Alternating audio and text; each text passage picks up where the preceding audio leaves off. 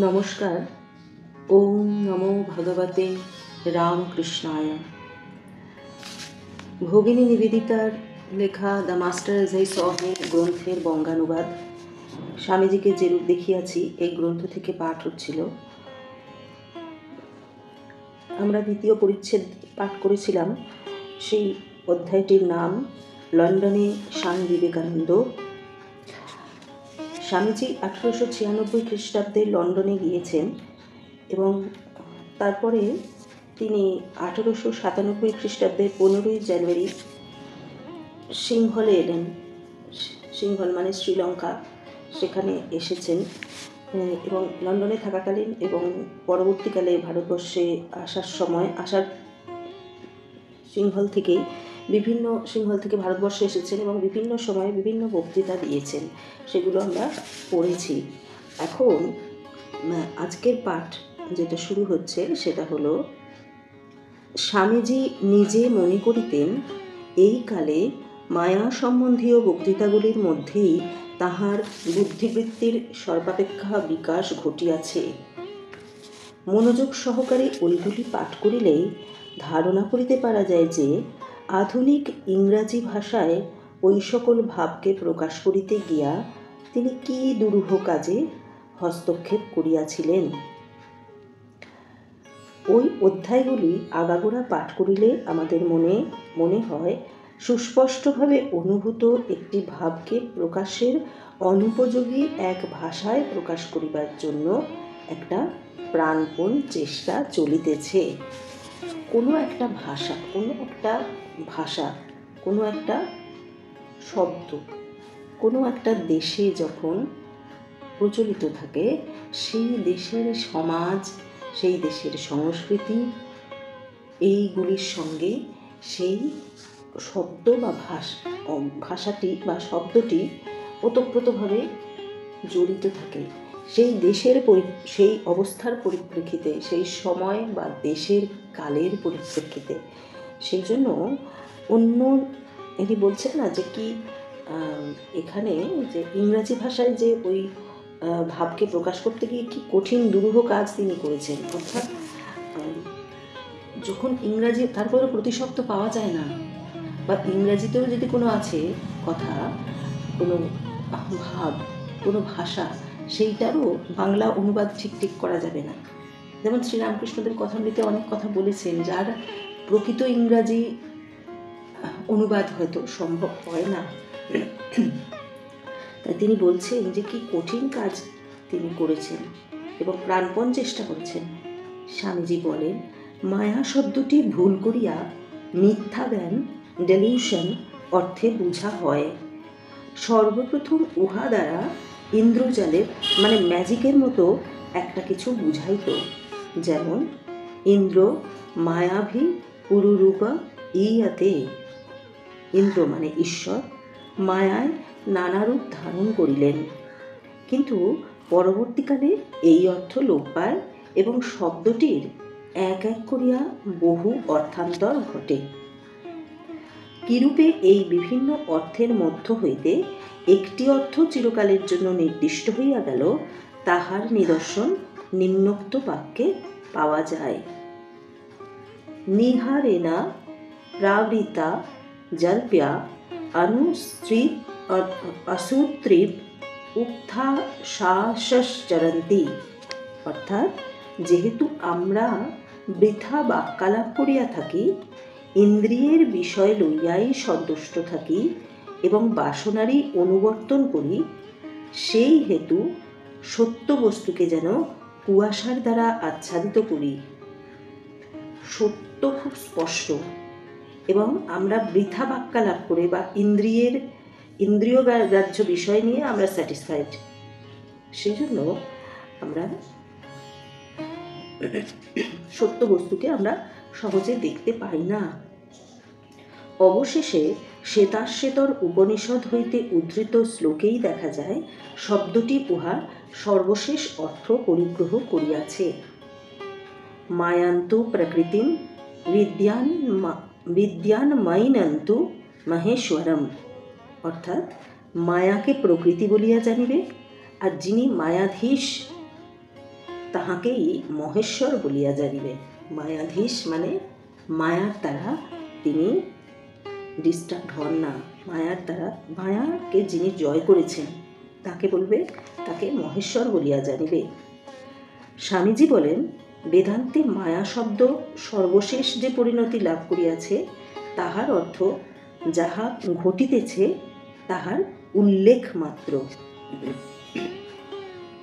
প্রকৃতপক্ষে আমরা যাহা এবং আমাদের চতুর্দিকে যাহা দেখিয়া থাকি তাহারই উল্লেখ, যা ঘটছে সেটারই বর্ণনা। কিন্তু এই কথাগুলি যে সংজ্ঞা নির্দেশ হিসেবে ব্যবহৃত হয় নাই, তাহা যে কেউ তাহার মায়া সম্বন্ধীয় বক্তৃতাবলী পাঠ করিয়াছেন তিনি বুঝিতে পারিবেন।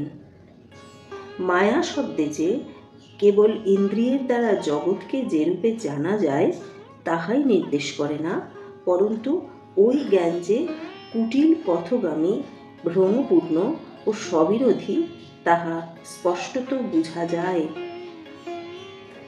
মায়া শব্দে যে কেবল ইন্দ্রিয়ের দ্বারা জগৎকে যেরূপে জানা যায় শুধু সেটাই নির্দেশ করে না, ওই জ্ঞান যে কুটিল পথগামী, ভ্রমপূর্ণ এবং স্ববিরোধী এটা স্পষ্ট বোঝা যায়। স্বামীজি বলেন, এই জগৎ যে ধোকার টাটি, ইহাতে যে সুখের লেশমাত্র নাই, কেবল পরিশ্রমী সার।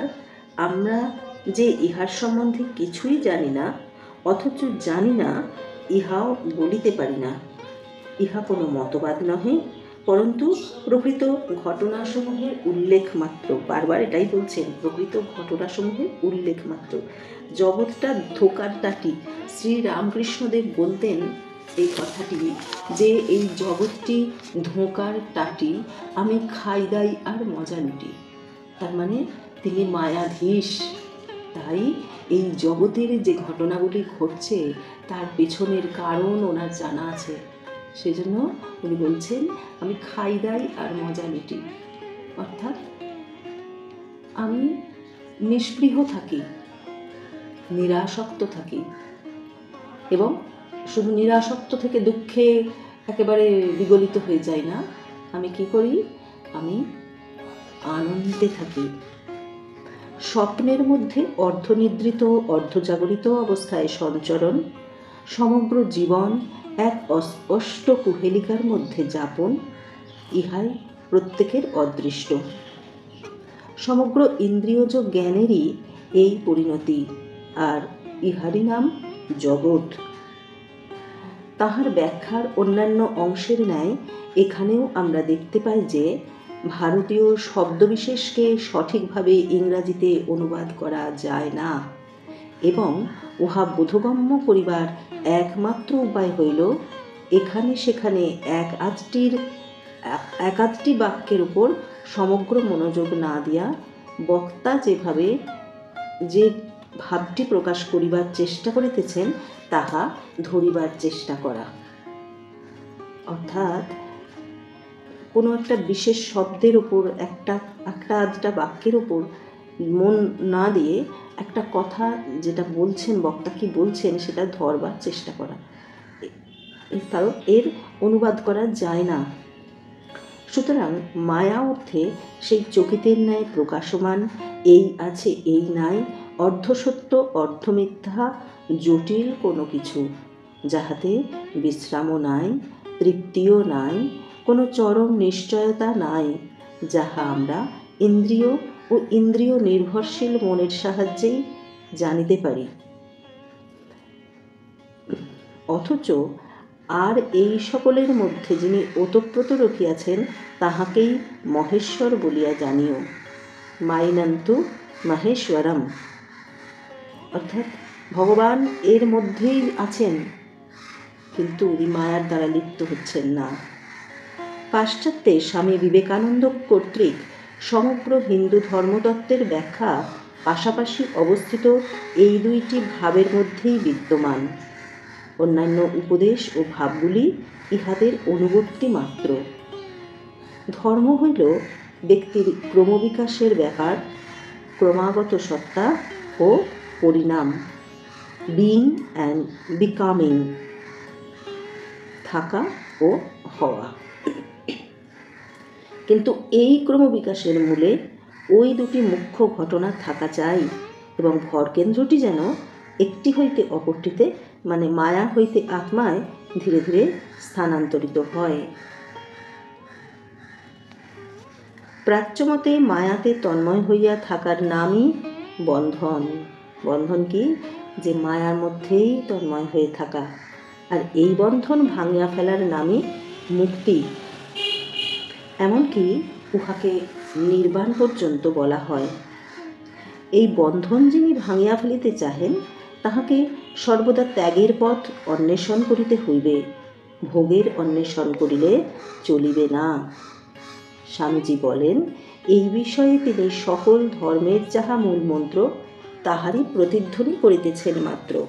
কারণ ভারতীয় ও অন্যান্য সকল ধর্মই সুখের অন্বেষণ করিতে করিতে অবশেষে এক স্থলে আর নয় বলিয়া নিবৃত হইয়াছেন।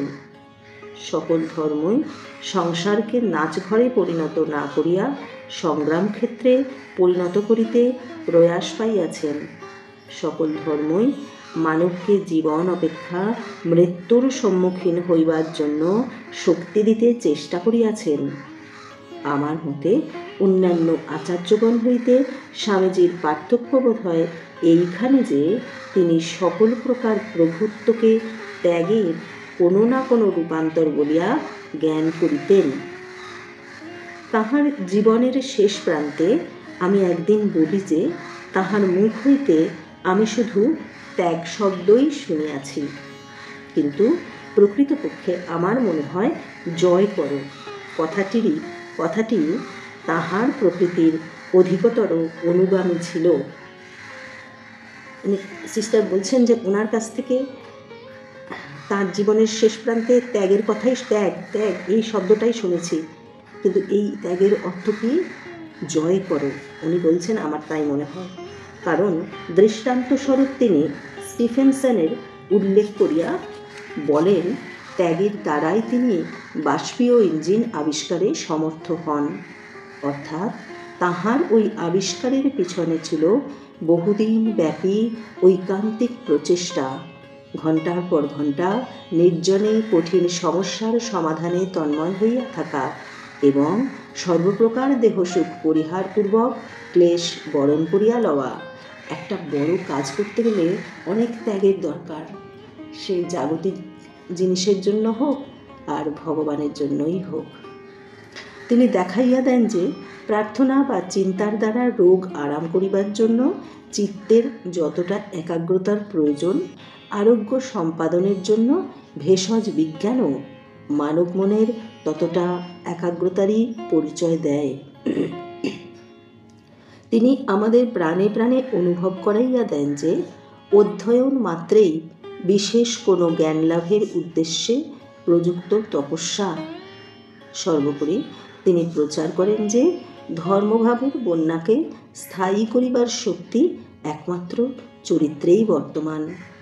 তাঁহার মতে অন্যায়ের প্রতিবাদ করা গৃহীর ধর্ম, আর সাধুর ধর্ম হইল অপ্রতিকার, কারণ সকলের পক্ষেই সর্বোচ্চ প্রাপ্তি হইল শক্তি লাভ। তিনি বলেন, যখন তুমি অসংখ্য দেবসেনাকেও সহজে জয়লাভ করতে পারবে, তখনই ক্ষমা করো। তার মানে প্রচণ্ড শক্তি যখন তোমার মধ্যে, আমাদের মধ্যে আছে, তখন কিন্তু সেই শক্তি ক্ষমার মাধ্যমে প্রকাশ করতে বলছেন।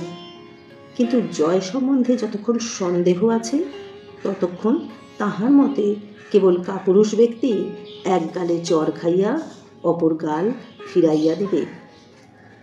অর্থাৎ যখন জয় লাভ সম্বন্ধে দ্বিধা আছে, পারবো কি পারবো না এরকম আছে, তখন বীর লোক নয়, কাপুরুষ লোক কিন্তু এক গালে চর খেয়ে আরেক গাল বাড়িয়ে দেবে।